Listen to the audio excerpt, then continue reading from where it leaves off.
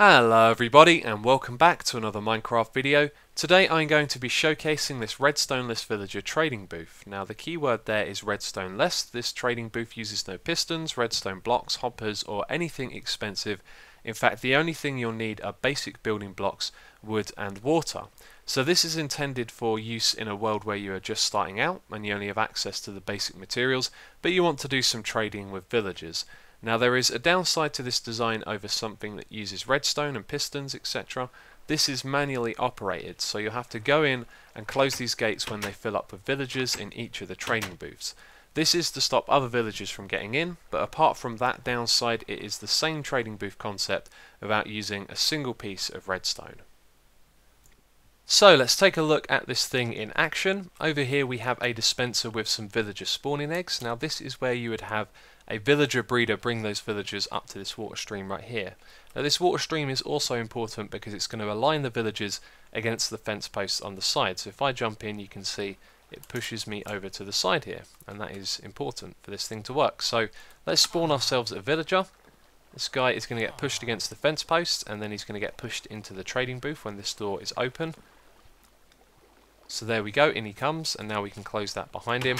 Now at the moment the game is being very derpy. It does this a lot in 1.7, I don't know why, but that guy is actually standing on top of the fence gate. Now if this happens to you, all you need to do is nudge the guy back so he's standing in the water stream, and then you can trade with him, and he's got a decent trade as well.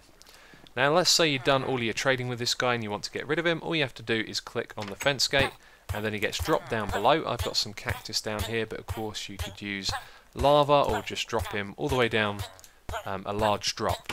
So once you're done with that guy, you can open your trading booth again, and if you have a couple of guys coming through at once, then what you need to do is be around to close the doors and put them into the trading booth. So this guy's going to go into the first one, we're then going to close that behind him, and then the second guy is going to go along to the next one, and then we can close that one as well. So if another one comes along, it will go into the third, and so that way you can have multiple villagers at the same time. Now let's say we got a villager like this coming through and we close this door too early. It's never going to be a problem, even though I didn't manage to do it right then, because this is not a solid block. So if you close it at the time when a villager's standing in that gap, the villager isn't going to take any damage.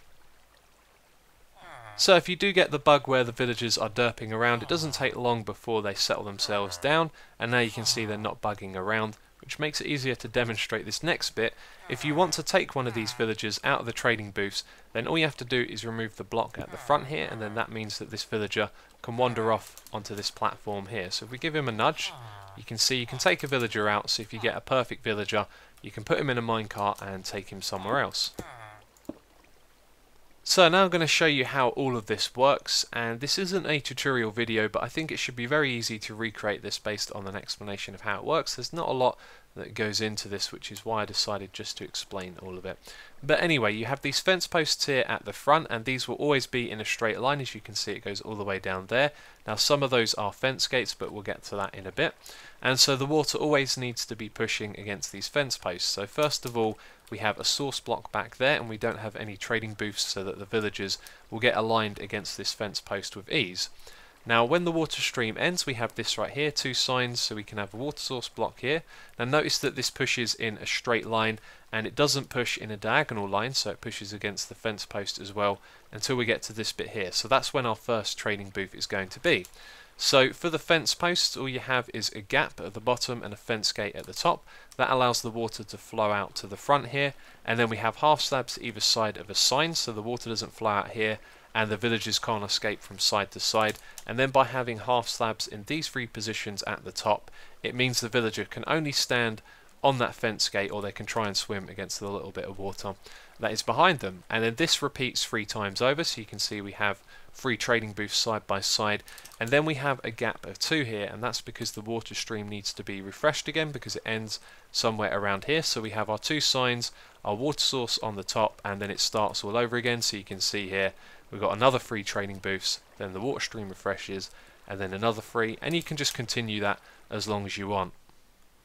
Now there are another 2 minor things that I forgot to mention as well. First of all, we have these half slabs at the top here. The reason for that is because there is a very slim chance that when the villagers go into this water stream right here, if they're jumping and they just happen to be trying to escape the water stream, then it's possible that they can climb out of it onto the side here on top of the fence post. Now that is a very slim possibility of that happening, and we can eliminate it completely just by having that row of half slabs at the top there.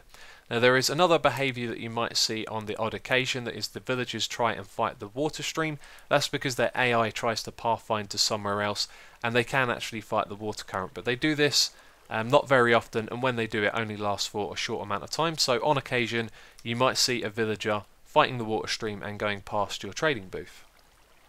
So last of all, I would like to say thank you to the XPD guys. That's my creative server. A lot of other people worked on this as well. There were basically a whole bunch of us sharing ideas, and we managed to come up with this thing right here. So thanks to all of you.